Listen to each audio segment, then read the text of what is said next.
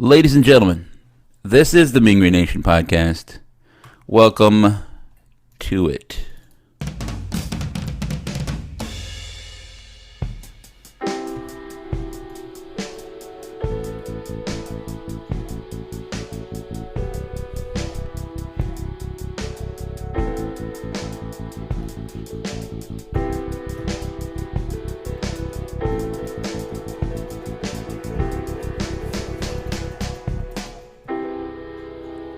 Like that, I got a bit now, guys. So, we called you guys up today. There's another bit that I do, I call you up, right? And then we talked about some things. I don't know if you guys know about this, but some major happenings happened this afternoon. One, Eric Morris has agreed to become the head coach of the Oklahoma State. I think they're the Cowboys, the Pokes. Honestly, I don't care. But he's not going to be our coach anymore. Now, this is all right before we found out that the college football committee, which is terrible, hates us and didn't put us in the top 25. That's all bad. So, normally you're like, all right, Tuesday night, I don't know how you guys do it, but you're like, all right, be upset at things beyond my control. You have that scheduled in right when the college football playoff announcement things happen. So maybe that changed a little bit. Week. Yeah. It's like, oh, what? There's two things. It bumped my normal angry thing. I'm usually mad at ADs that I had never interacted with, but now I'm mad at head coaches. So I guess just in a sentence, with me as usual, is Mr. Aldo Avina. How's Seattle treating you? It's dark. It's not even 5:30 yet. Yeah, it's very dark. It's dark for you. It started at like 2 p.m. Mr. Zach Babb, thanks for joining us again. How are you doing on this fine evening? I'm doing pretty good. I've had time to marinate over the news of the day, and I'm kind of excited to just talk it over with you guys a little bit. See, I'm not so great because I showed you guys before we started recording. I have my food here, so my food is just looking at me, and I'm getting a little hangry there. I'm like, oh, sure, I'm hungry. So if you see me like stuffing my face in the middle of the thing, I just couldn't control myself anymore. All right, so it went down this way, right? I had an open thread, and then I saw a friend of the show, Greg, was like, all right, so who are we going to hire after we get here? Oklahoma State hires our guy, right? And these rumors have been percolating for a while. It's been Oklahoma State, Arkansas State, this, that, the other. For what it's worth, I felt like it was natural. I think you have to take the job. I think putting it all into context, like a month and a year and a month ago or so, Eric Morris is on something of a hot seat. I don't know that there was real pressure on him.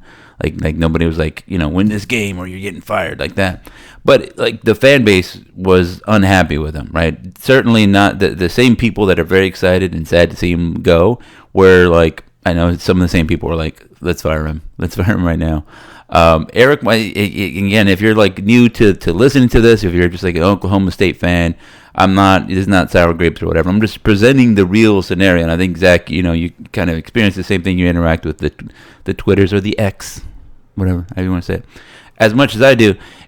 It wasn't rosy stuff, right? Last year, Eric Morris was not as well regarded. And then you could ask yourself, hey, yeah, where were the interviews on, Jim Rome? Where was he on Barstool last year? He wasn't. He was not on any of those things because he wasn't winning.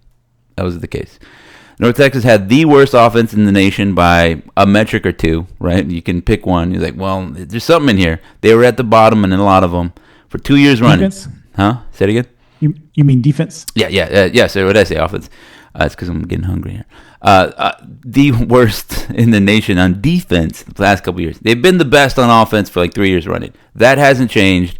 That's also why we hired the guy, right? At UIW, he was winning, offense was going crazy. He went to Washington State. Offense wasn't as great there, but he did take his quarterback with him. And the question here was, can he hire a defensive guy? He made a bad hire right out the gate, and he got Matt Capone, and that didn't work out. In a run-heavy league, he got a guy that could stop the air raid. Not too many teams are running the air raid in the American Conference. And so led to bad results. He fired about a year ago. He fired Matt Capone, went on to hire Skylar Cassidy, and in that time, 10-1, number 21 in the nation in the AP poll. The college football playoff rankings, they still hate us, so they don't care. They're unaffected by this. But they don't matter. Yeah, so that's the situation. We knew it was sort of coming in. I think David Fisher was quoted, current quarterback of North Texas, cornerback at North Texas, former Sam Houston State guy, saying, "I've always wanted to play with an offense that's this explosive, and I look at the schedule, and I think we can do a lot of things coming into the season." So this was sort of expected, right? Winning this season, I think he's won with the defensive coordinator. And I just saw somebody tweet today, or just a little while ago, that basically Skylar Cassidy is going with him.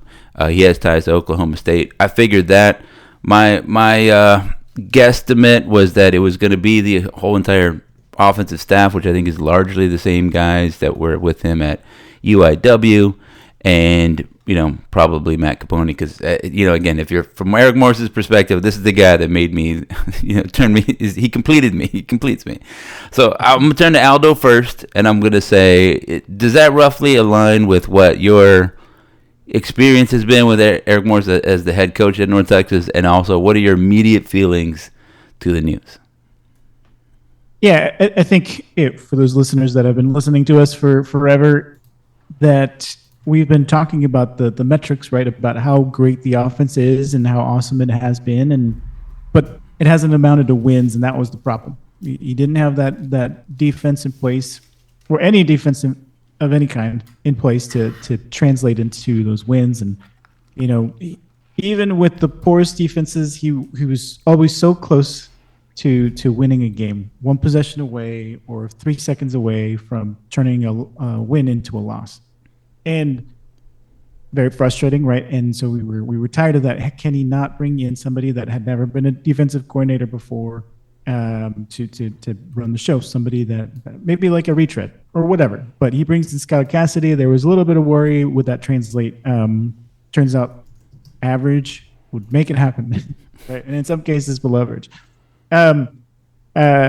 So yeah, it's been a wild ride this season. It's been great to see, and halfway through the season, you could tell with all the acclaim, all the primetime appearances and things like that there was going to be a change. You knew he was going to ride off into the sunset, and there's more than 50% in my heart that's like, yeah, go right off into the sunset. Have a great time. Thank you for all that you did.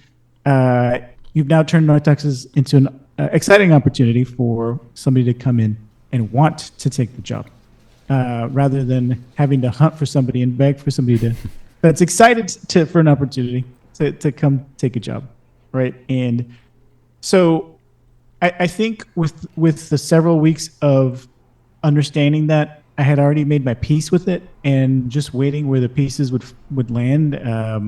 It was just a matter of time. I was kind of rooting for Arkansas.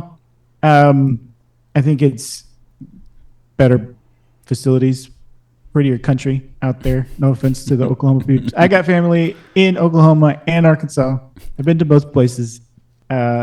Stillwater can party real hard. It's a fun place.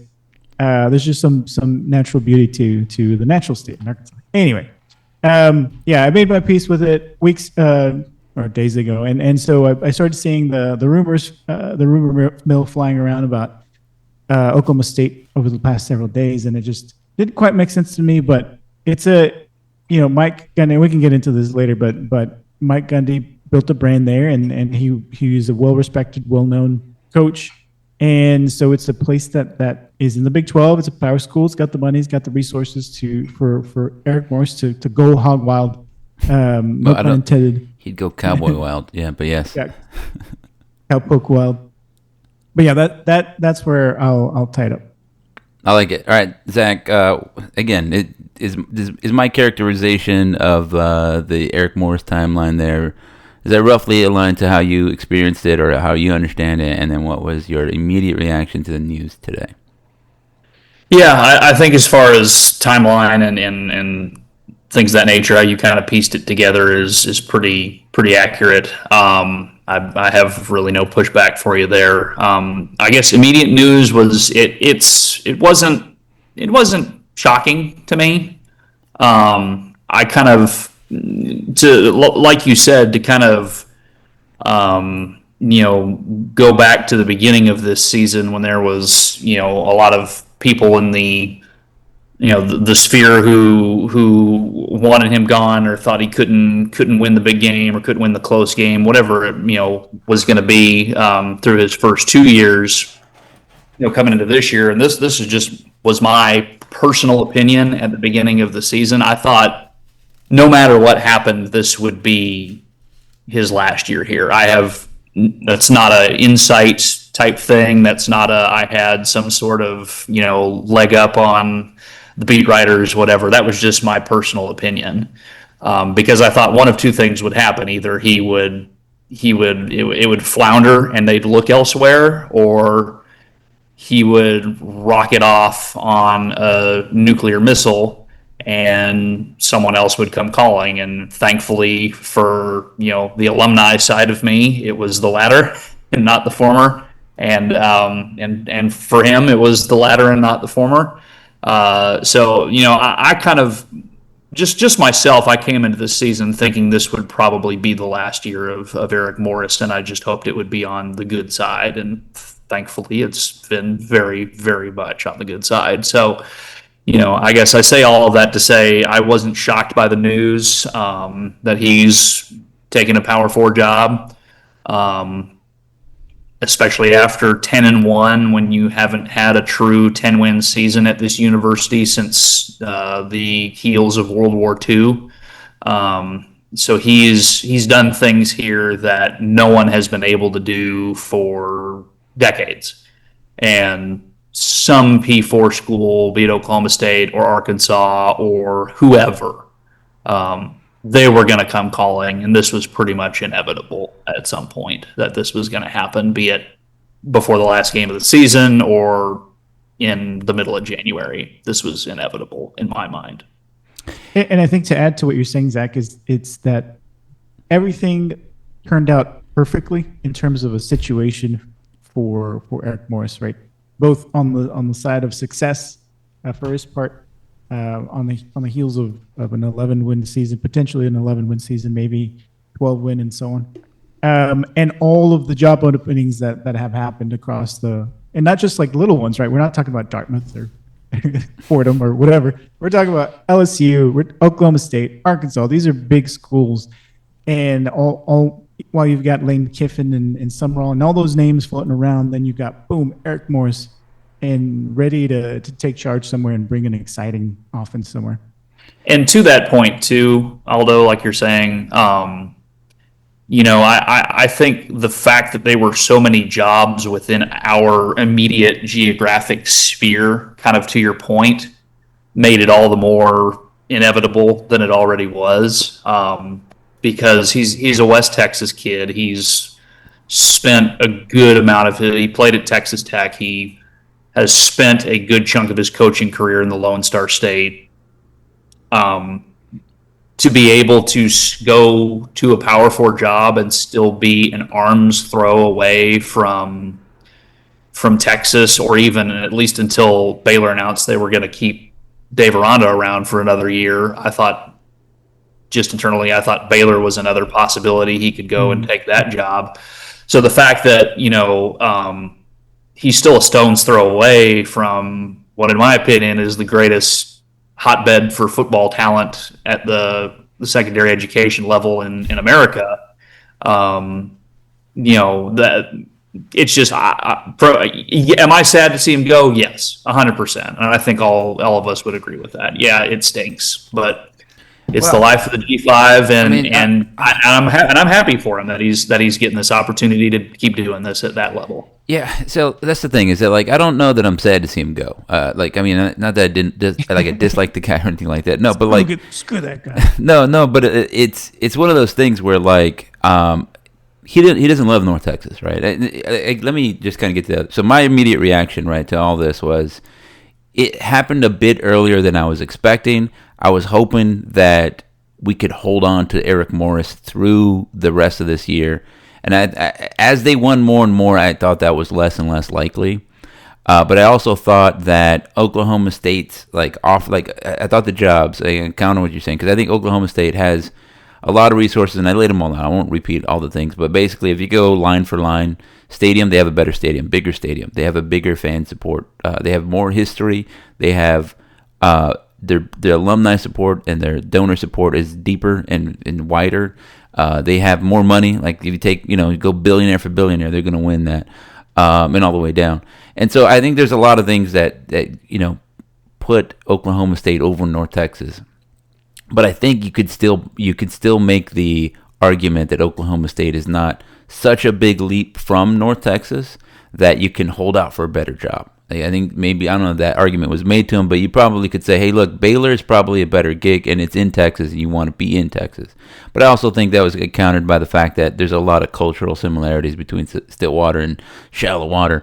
Like, one, they both got water in their name. But all that aside, like, I think that was my disappointment, is that I feel like this season didn't get to complete.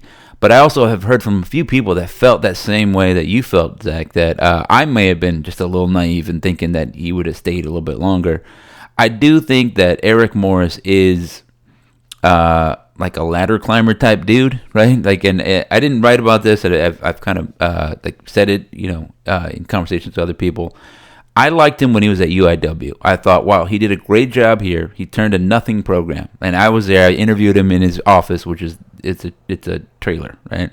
And he won there, where it's almost it's sort of impossible to win, or just kind of he set the blueprint. And so you've seen G.J. Kinney and you've seen the other people win at that place, but I think a lot of that was like, here's how you do it, right? Here's what you do here.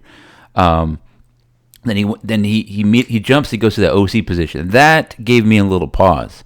I was like, "There's something real wrong about UIW or Eric Morris, or something's weird."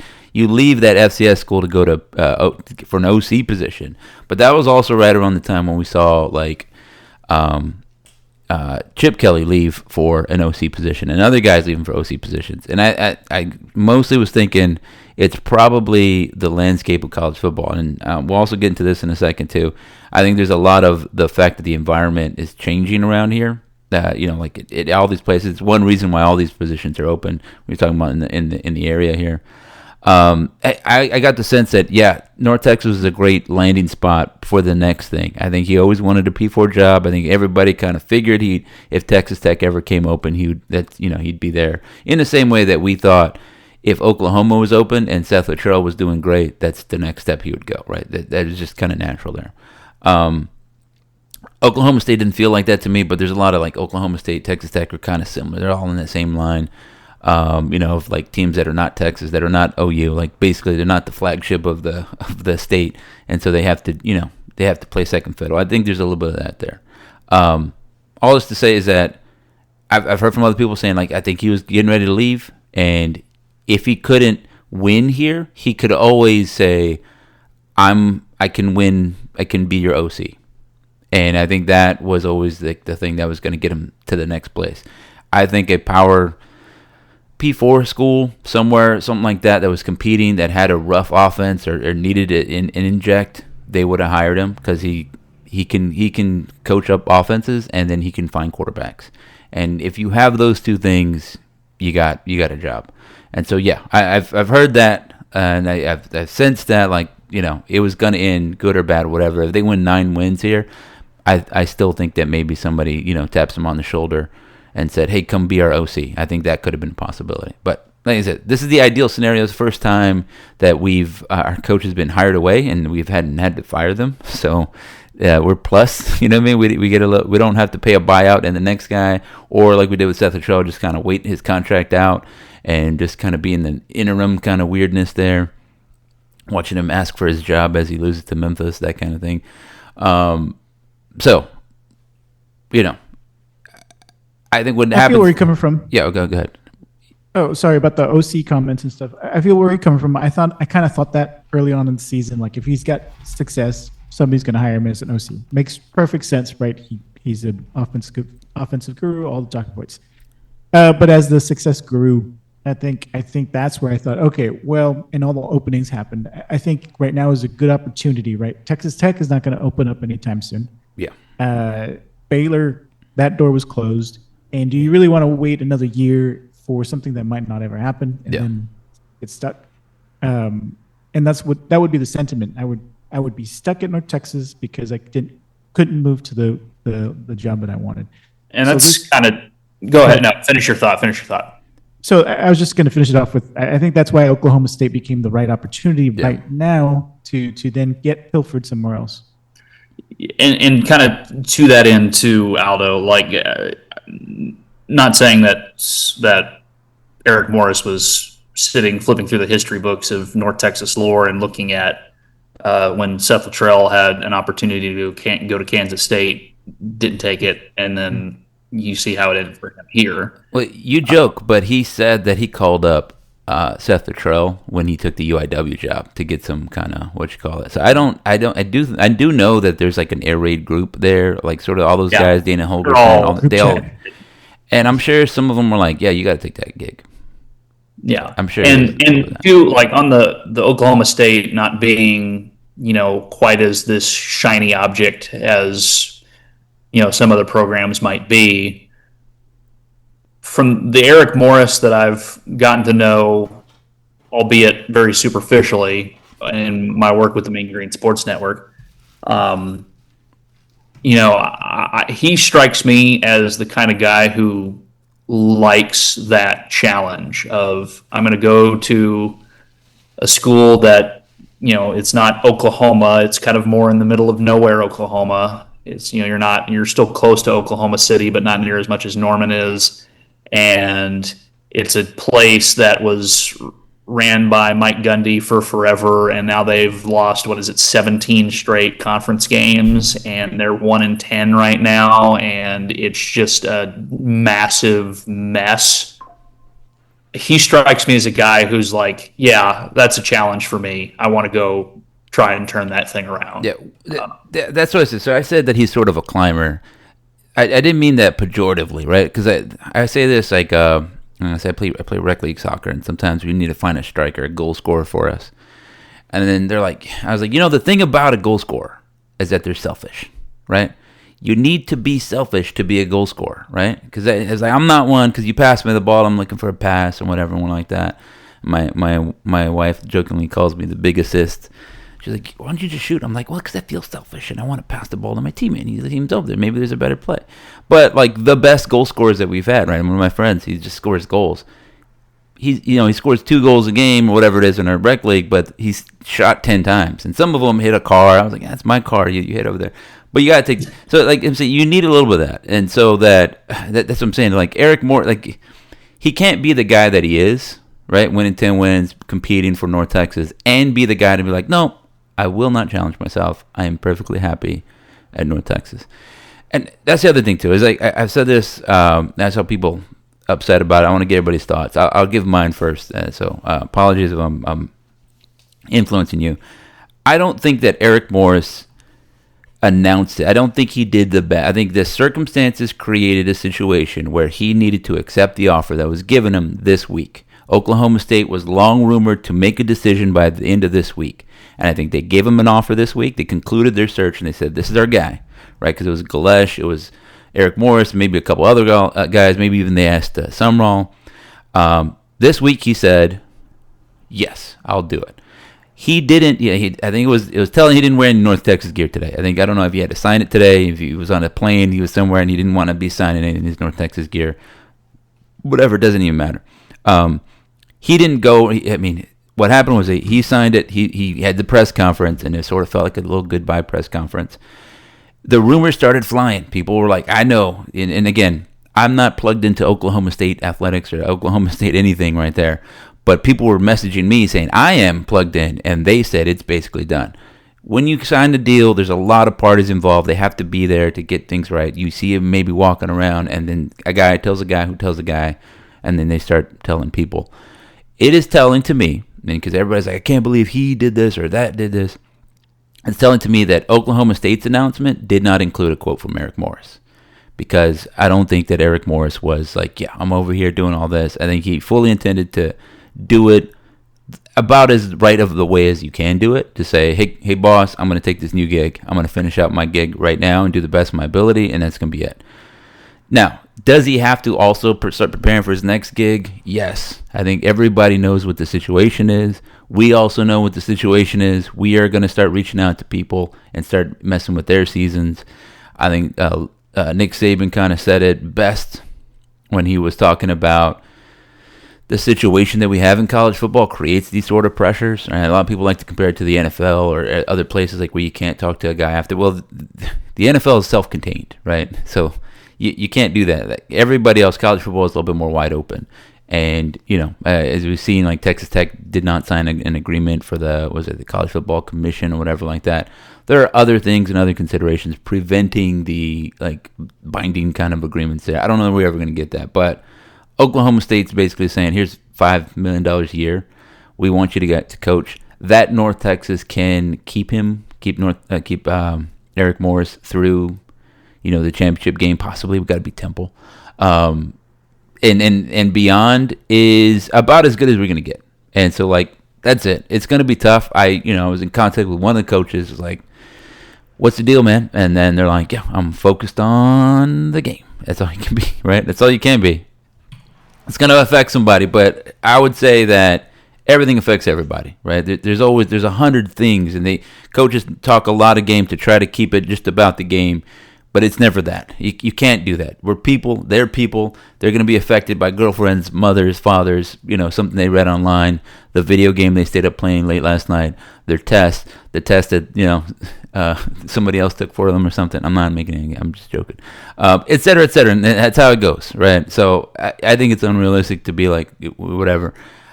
Having been through reorgs in real life, and like I say, my job, I know it affects everybody, but you can still do your job. It is what it is. And there's, I think, Zach, you kind of mentioned this a little bit. Ole Miss, college football playoff, right? They're experiencing the same thing. Like, if we got Ole Miss's resources and dropped them into Denton, we'd be overjoyed. And yet, that still can't keep them Lane Kiffin, right? It's still, they're doing the same thing that we're doing, right? They're seeing their coach and his wife over there in Baton Rouge. Like, what are you doing? He's flirting with the LSU Tigers right now. What's going on? I don't know there's any place where you can say, nope, we've done it, our coach is safe. So yeah, it's in a perfect world, I think you said it really well, is in a perfect world, yes, we beat Temple, go down to New Orleans, beat Tulane, go in the playoff, maybe give someone a run for their money in the first round, whatever, and then he rides off to Stillwater. But that's the thing, is it's a perfect world. And sorry, breaking news, we don't live in a perfect world. So, that's hurtful, Zach. Yeah. So, with all these different moving parts and everything that goes into it, and that's a really good point. It's like, Ole Miss is in the SEC, and they're going through the exact same thing we are right now. And in a way, I'd almost say Ole Miss is going through a worse thing because Lane Kiffin won't say one way or the other what he's planning to do. Whereas at least with Morris, he's like, okay, I'm going to Oklahoma State at the end of North Texas's run, whatever this run may be. So at least with that, you get some sort of like, okay, we know what's going on. This is the hand we've been dealt. Plan accordingly. And to that point too, the fact that he has made this decision now, or Oklahoma State has forced his hand on this decision now, and now gives Jared Mosley a bigger runway to find his replacement instead of scrambling in January and trying to figure all that out. So you can look at it from different sides of the coin and whatnot. I think given the circumstances, it's probably working out in one of the better situations that it can. Definitely. And to that point too, it's like you got to remember we went through this a couple years ago with Grant when McCaslin left at the beginning. I mean, that deal to Texas Tech was done at the beginning of the NIT run. Now, how Grant kept that completely under wraps, I will never know. That is the exception rather than the rule, where it's just rumor mill tornado, and Grant, there was no public comment on it until we won the whole goddamn NIT. But that's extremely rare to see that happen. So, but that's also to, another point too. It's like people who are, mailing it in on this season already. And I'm like, Grant had a full-blown contract from Texas Tech and he went and won an entire NIT. So don't think it's all doom and gloom now from here on out. Morris is going to win the playoff. Dude, so that's the Big Green national champions. I mean, that's what I joked about it, but I mean, it would be hilarious if North Texas went on a magical run. And like I said, I was like, if that were the case, I will personally volunteer to take the parade float from Denton to Stillwater, right? You know what I mean? And I'll buy them waters, pull over. It's like, hey, is everything all right, Mr. Morris? Is everything good? Do you want me to get you a new Oklahoma State hat as we drive you up there? You know, like all of that would be hilarious. I think that's the weakness of the college football playoff is that, I mean, if you followed pro sports, the way it ends is always bad, unless you're one team, right? One team gets to be like, sweet, we did it, and it's almost a relief. I remember I'm a San Antonio Spurs fan, and there was we were too good at a time. Like when we last won the NBA title, I felt more relief, especially after losing to the Miami Heat.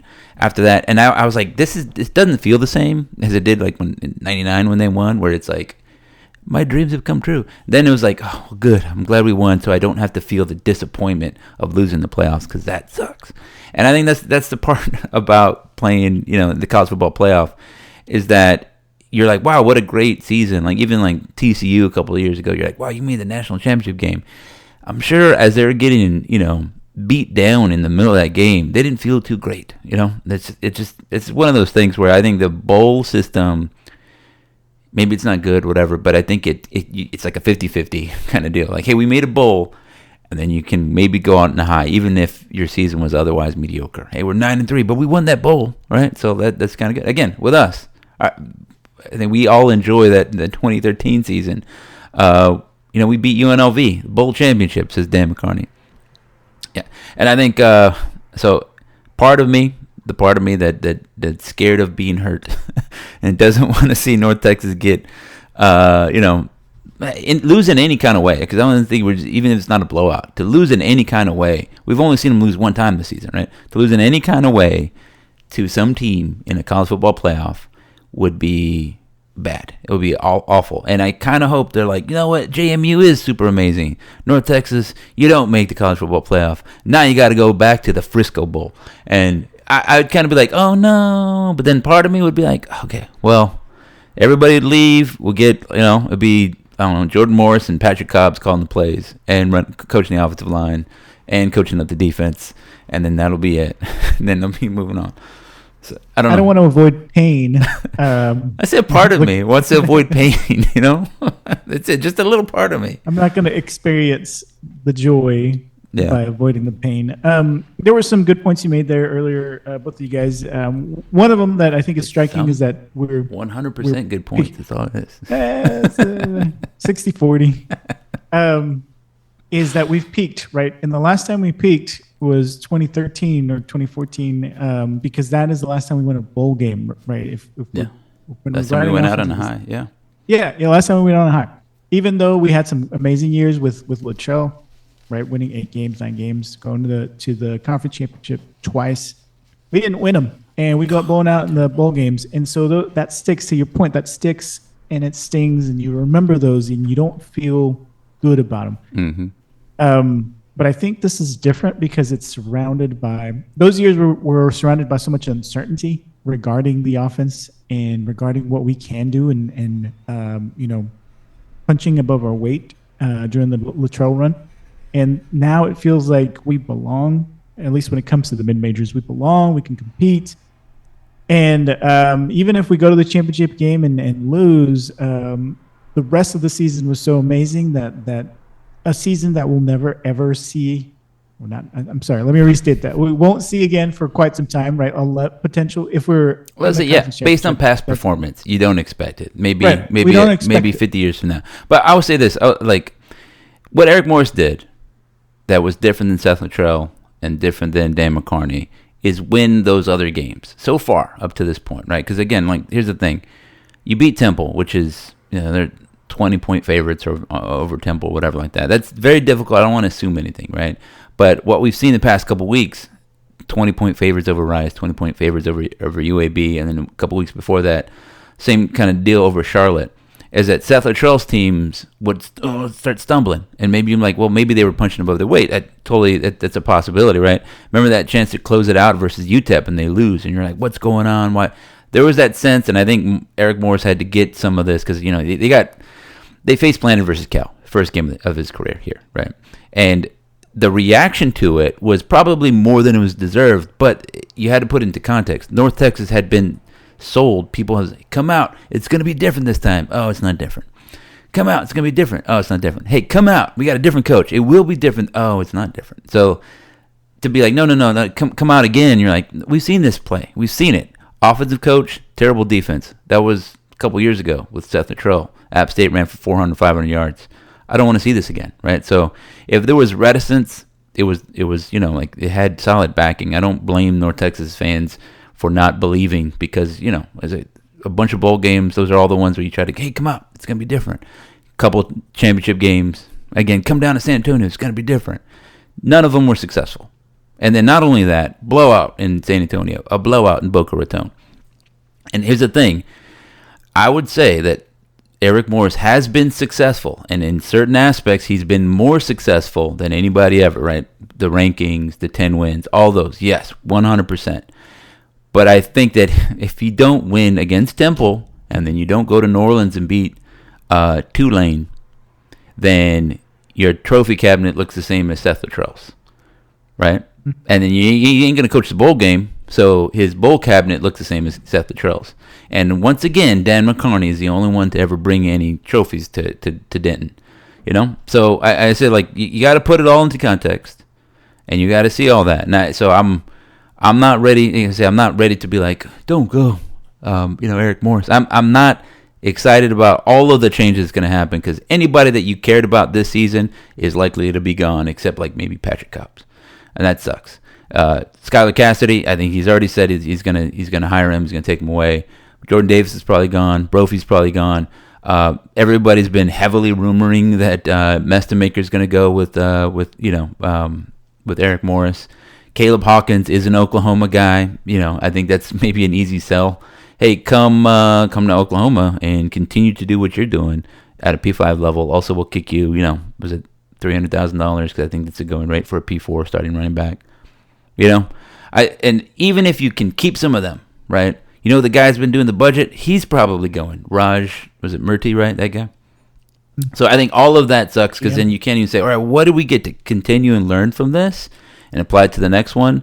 It's almost nothing. And I think that is what a lot of people, they're like, this sucks. But it's not Eric Morris doing that. I mean, he's making a decision. Whatever. It's the nature of college football. It's kind of what it is. So I would encourage people. I know I'm kind of talking over you guys here. I would encourage people to invest in the program and not in the man, right? Because that's how Oklahoma State was put into this position, right?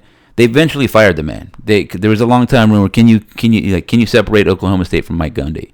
Well, they separated it, right? But there was a lot of investment in facilities. I made this point, and I think somebody misinterpreted me, but T. Boone Pickens spent a lot of money rebuilding and rebuilding the stadium, the athletic facilities. A lot of investment has gone into Oklahoma State athletics, and Mike Gundy has been shepherding it for 20 years, successfully for the most part, and then he kind of, he couldn't keep it going at the end there. But one reason you can't go line for line and say North Texas beats out Oklahoma State here is because we don't have that same kind of investment, to outbid them. We have facilities, we have some stuff, but, we're trying to get a weight room built. They already have that weight room built, right? They're trying to get this, that, and the other. NIL, it's the lowest NIL in the Big 12, but it's more than we have. So, and that's on and on. Yeah.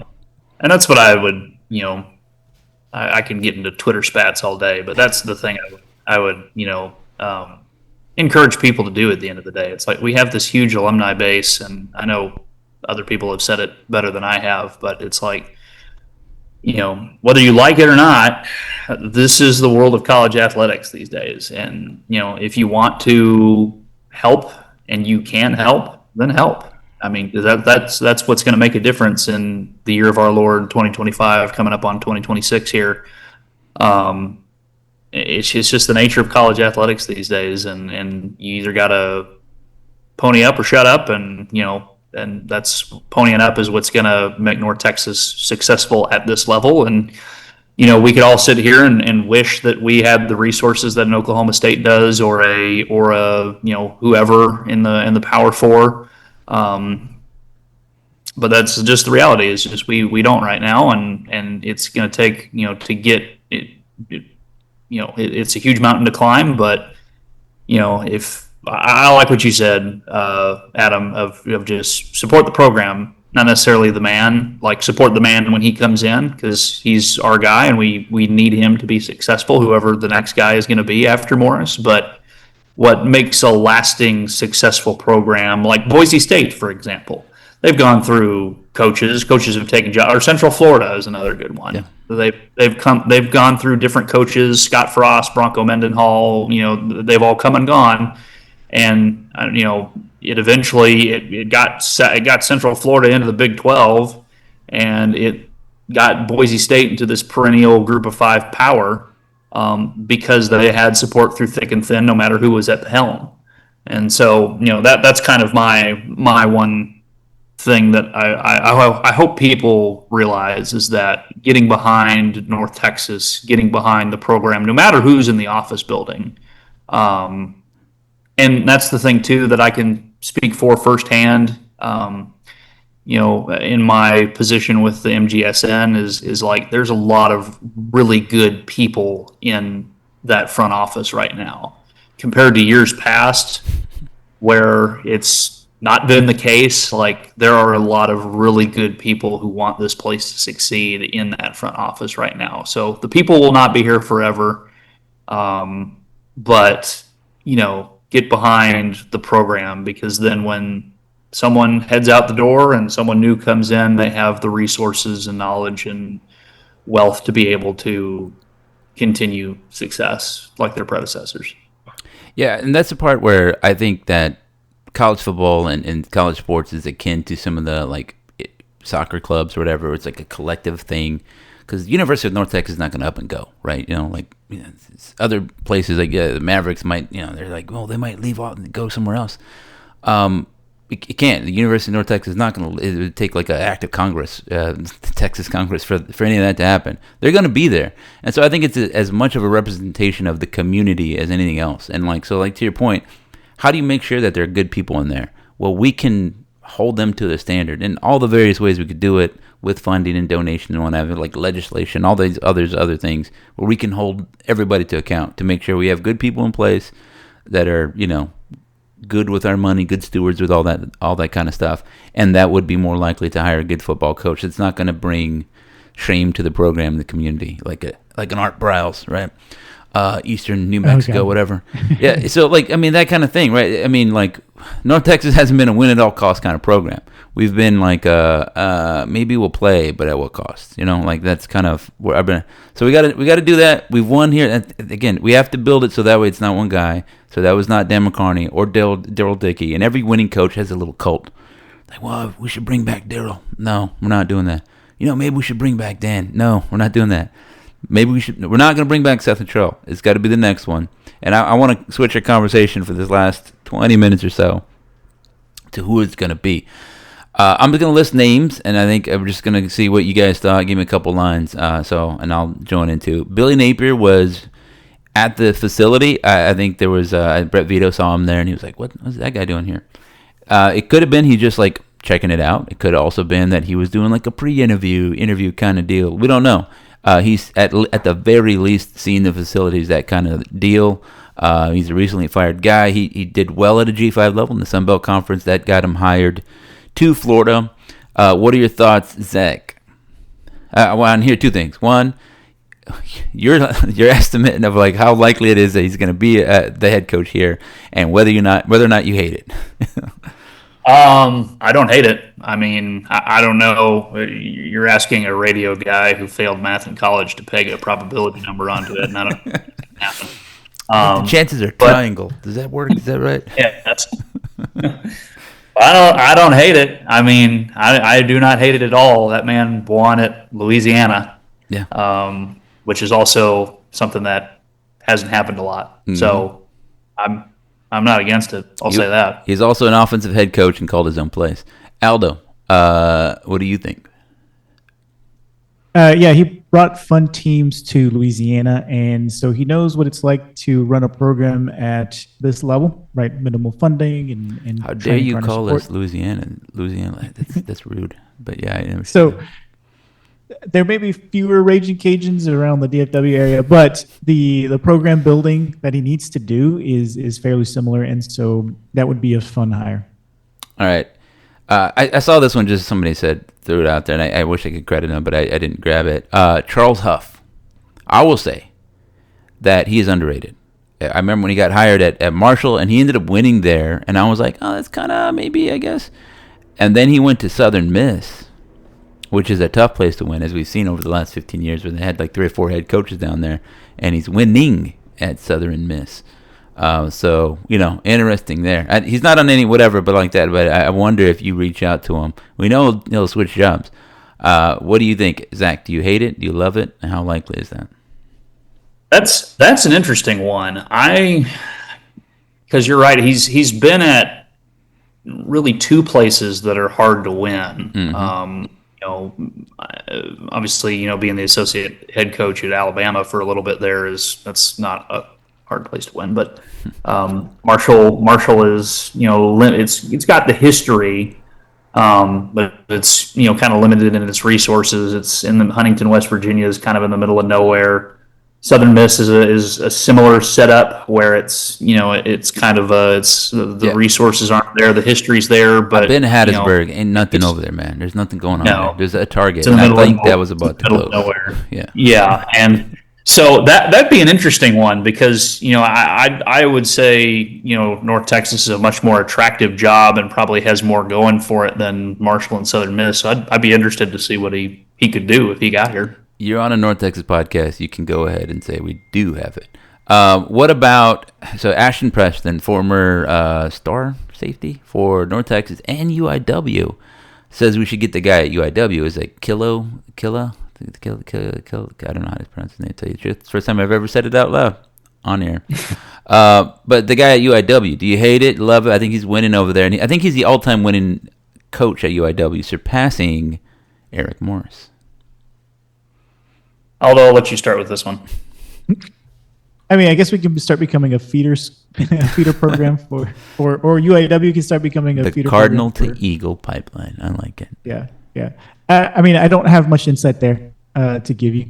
I mean, I think what I'm looking for is offensive minded, and that's just a personal bias. I want a high powered, high octane offense that can run the ball, and if it has a defense that can be average, then perfect. Right. The Charles Huff one was an interesting one, and this other guy that I've only ever heard it said out loud, and I think you said it in a weird way. I say no comment there. So I got a text right now. I would like a FCS coach or a G5 head coach, no coordinator position coach unless they were at previous head coach. This is from friend of the show, Greg Godecker. That's also been Jared Mosley's. That's what he said, literally what he said before hiring Eric Moore. So he was looking for experience. He wanted a guy that had been a head coach before. So I think that eliminates some possibilities that we have out there. Probably. I'm going to start. This is sort of a speed round here. Here's a group of names that I think Greg Vanini posted in his. And I think some of these are just scatter shooting here. But he's like, some names to look out for. These are just names. Garrett Riley, that's Clemson offense coordinator. G.J. Kinney, that's interesting at Texas State. He's also only had one good season. I think he's a little bit of that Eric Morris would have been like in sort of an alternate timeline. I think he peaked last year at Texas State, and this year they've been pretty terrible. And then everybody's now looking at him like, what is this guy doing? So I think that that's another vision of what it could have looked like. Rashad Samples, he was a guy I talked about a few places. I think he has North Texas ties, like in the area, not the school. Kendall Briles, I don't love it. I have too much hate from what he did to us at FAU. Jake Spavital, hate it. He did it. He was at Texas State. Also, I don't think that he did very much there at Texas State. That's me. Shannon Dawson at Miami. I think Shannon Dawson he's been around a few places, and he has like a was that a run and shoot style air raid type thing, and he coached up Cam Moore. That's an interesting one. He's done some good things. Abilene Christian head coach Keith Patterson, and here I'm throwing this one in here. What about Graham Harrell, who is his co-offensive coordinator there at ACU? along with Joel Falani, former North Texas offensive guys there. They haven't been head coaches, but that's out there. And then he also throws out Mac Leftwich, Texas Tech OC, former OC at Texas State. Alabama co-DC Mo Linguist, Texas special assistant Neil Brown. I think a lot of people have been saying, what about that guy? He did very good at Troy, sort of flamed out at West Virginia. But, he's coached at Texas Tech. He has a lot of ties. I think he was rumored or talked about before. He threw out Skylar Cassidy, but he's not, he's not in the running. I think he's definitely taken the job to be the DC at Oklahoma State because he has a bunch of ties there. And also, people are throwing out Drew Svabata. That would be a hard sell because I think nobody likes the way our special teams played this year, except, I don't know, people have to interact with the coaches all the time. None of that kind of does it for you. Pretty mid reaction from you guys there. You're like, I sure heard names.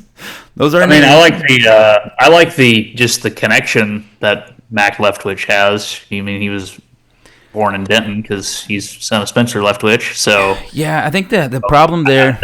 That's an interesting one. Does he you can probably get that? That'd be interesting. But then does he have the wherewithal to be the head coach? And I think that's what Jared Mosley's looking for. He's like, I need a guy that's been a head coach. That's the thing. And that's also why I think you kind of eliminate Graham Harrell or some of these other guys. Justin Fuente, he was a previous. These are guys that were in the previous search for 3 years ago. Justin Fuente, former Memphis, Virginia Tech head coach, now an analyst at Indiana. I like that because I think Cignetti's been doing great, and you maybe steal a little bit of that there. Garrett Riley, he was a TCU assistant. Now he's a Clemson assistant. I think his star is kind of dimmed a bit, and so maybe hasn't been a head coach.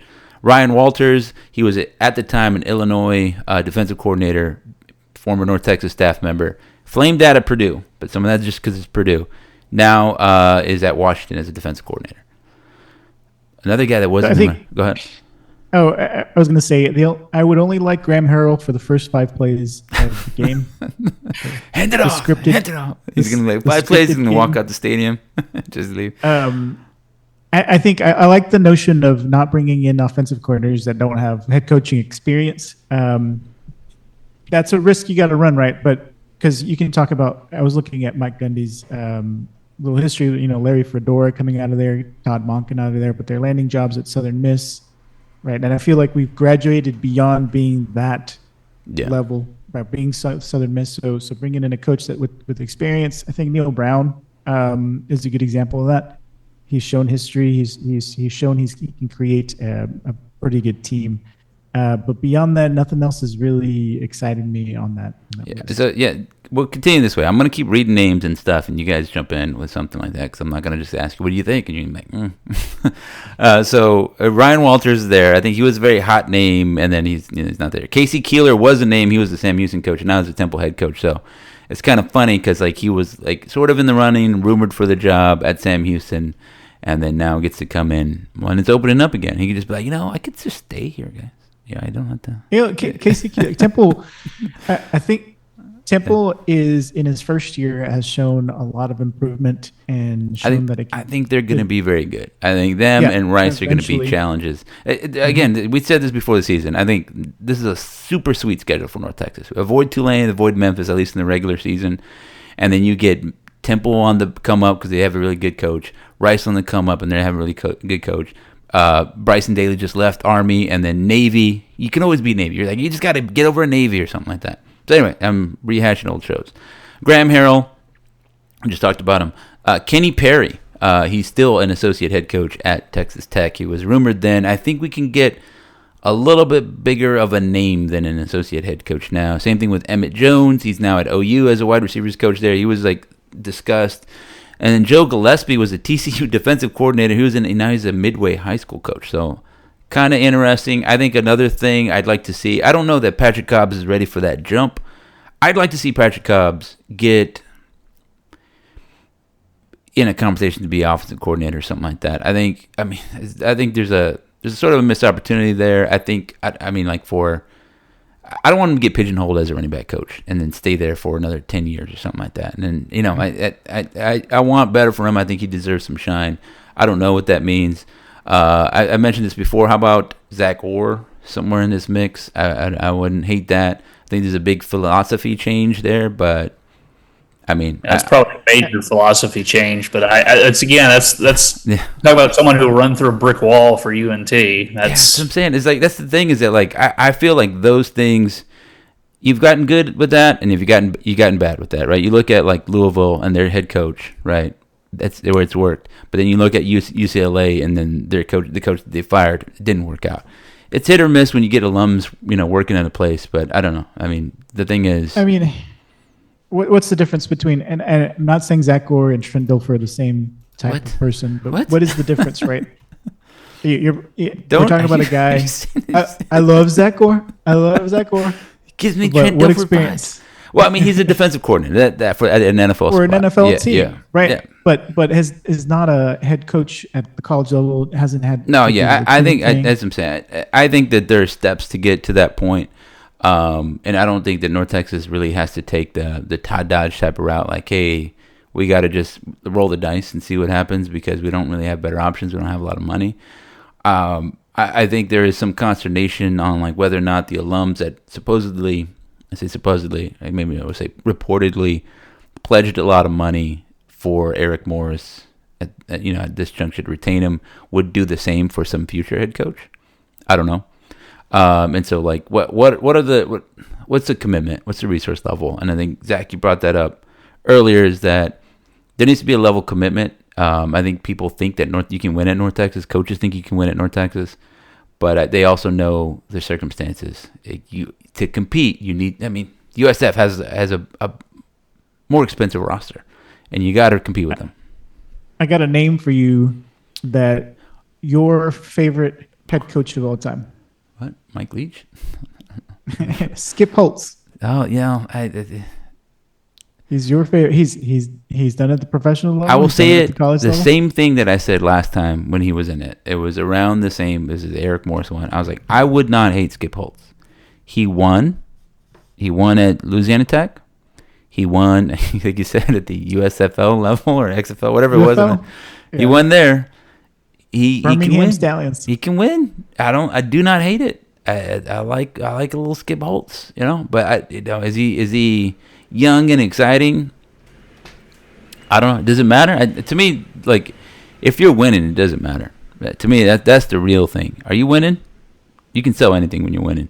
Eric Morris was not a hot. Do it. No, like I said, when he had the little mustache, and then they were starting and they were out there and they're moving the ball, you're like, yeah. And then when they got beat, you're like, can't believe our head coach has that stupid mustache on the sideline. It is everything that you're doing, like Seth Luttrell's, whatever. Then we all kind of hated his little walk, his little talk to himself, kind of grimace, whatever. Like, what's he doing that? It's not gonna work. You're losing. Quit pacing. Yeah, quit pacing. Think of something else when you're losing. Yeah, Eric Morris does he does his arm thing there when he's trying to figure out the plays. That ain't great when you're losing, right? Allowing 500 yards up and down there. But when you're winning, you're like, oh, and he's so lovable. Look at that guy, coaching him up with his weird tics. That's how it works. That's college football. That's why I don't hate somebody who's like, you know what? Let me get out and let me cash this $5 million check because tomorrow they're gonna hate me, right? This is what happens. Look at G.J. Kinney, star of the show, now pariah. It is what it is. I'll throw this one out. Here's one because I haven't seen it anywhere, and I've always appreciated his offense. And he's a weird guy. He's taking a weird path. But what about Dana Holgorsen? He's been a head coach at Houston. He's been a head coach at West Virginia. He's had success. He's won a lot of places. I don't think that he's State offensive coordinator. Yeah, he was an Oklahoma State offensive coordinator. He left and went to Houston with Kevin Sumlin, and then he took the gig at West Virginia, which is odd, but he's an odd guy. He'll take weird stuff like that, and I think that right now he's in a P5 school, right? He's at what are they? Nebraska. Jeez, couldn't think about it. But it's weird to think of an air raid guy at Nebraska, but he's there. He's at Nebraska. And it's fine. Matt Rule's the head coach there. Wonder if he says, I'd like to go back to Texas. It's cold up here in Nebraska. But yeah, I mean, also he's from like Iowa, so it's not that weird for him. But you know what I'm saying? Like, I wouldn't hate that. I can see that. He's not Retread. He's not 79 years old, like some coaches are. And so maybe, yeah, it is a little bit of reach yet, but like I say, he hasn't won a lot, but he's won places. He did good. I think he kind of ran up against some circumstances and things. And I mean, I don't hate it. I don't know. What do you think about that, Zach? Dana Holgerson. That's another one that I don't hate either. I mean, it'd be another interesting one because I just think he's like you said, he kind of fits the bill a little bit for what I think Mosley would be looking for. So, yeah, I don't know enough about him to say too much more than that, but I would. He was Eric Morse's coach, position coach for so I mean, and his OC, I think. Yeah. So I like sticking with what has worked here, but if you take a big left turn, and just breaks on. All right, we're gonna be a defensive team. I think that's hard.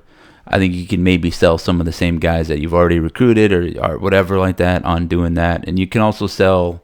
There's something of a name brand thing, and we'll close with this. I think JMU has also succeeded because they've won, right? I think Signetti and all the other people that have won at places like that. That's why JMU is getting a little bit of love. If you look at the resume and compare it directly with North Texas, you're like, why do we care about JMU? It's because they have stickiness, right? Brand stickiness from having won previously in other places, like continuing years. I think, that North Texas needs to win. You need to find a guy that's going to continue some winning and continue some offensive production here. So that way North Texas has a little bit of a brand for all the casuals that say, yeah, at North Texas, they just keep, finding guys, and they just keep throwing 400 or 500 yards. That's what they do over there. That's how you do it. Yeah, I agree. It would be nice to find a coach that would win. That will win. Yeah, you got to remember that Aldo's favorite coach is Todd Dodge. Freaking Dodge. You like Todd? That's okay. But yeah, I mean, here's the thing. Look, congratulations, Eric Morse, on your new job. Zach, are you taking any new jobs? Are you going to be the radio guy for the? Did Eric Morris tap you on the shoulder and be like, I'm taking you with me. As much as I am consider the assistant coach for Oklahoma State women's basketball and North Texas alum Kelby Jones to be a great guy, I don't think I'll be starting to call women's basketball games for Oklahoma State anytime soon. They didn't tab you up for that. All right, well, okay. Get in the truck, Zach. That's, yeah, you just got to ask yourself, where can I get better? So that way I can be taken on the ride next time. All right, ladies and gentlemen, thanks for joining this, we'll say, ad hoc podcast. I would like to have talked a lot more about Temple this week. But, I mean, I think we could sum it up this way, is that these guys got to take care of business. You got to lock in, focus, beat a beatable Temple. Casey Keeler's a good coach. He's going to coach them up. It's the last game of the season. Again, same thing.